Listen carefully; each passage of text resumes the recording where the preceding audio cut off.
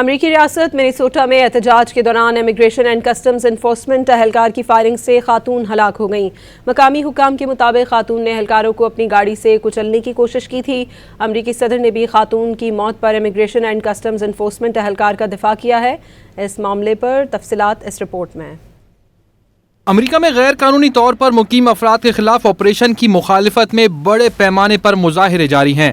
دوسری جانب امریکی حکام نے بھی احتجاجی سلسلے کو روکنے کے لیے طاقت کا استعمال شروع کر دیا۔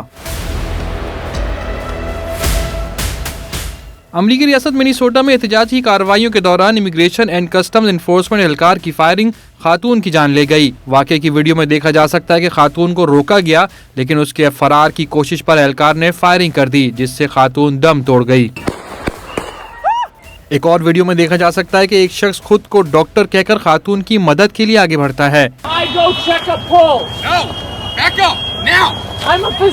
امریکی صدر ڈونلڈ ٹرمپ نے آئس ایجنٹ کے اقدام کا دفاع کیا اور شواہد کے بغیر خاتون کو ہی مورد الزام ٹھہرا دیا۔ دوسری جانب مقامی کانگریس رکن الہان عمر نے ٹرمپ کے الزامات یکسر مسترد کر دیے۔ محکمہ داخلہ حکام اور میئر نے متوفی خاتون پر گاڑی سے اہلکاروں کو کچلنے کی کوشش کا الزام لگا دیا۔ ادھر نیو یارک کے میئر زہران ممدانی نے واقعے کو ظالمانہ اور غیر انسانی قرار دیتے ہوئے تارکین وطن کے حقوق کے لیے کھڑے رہنے کے عزم کا اعادہ کیا۔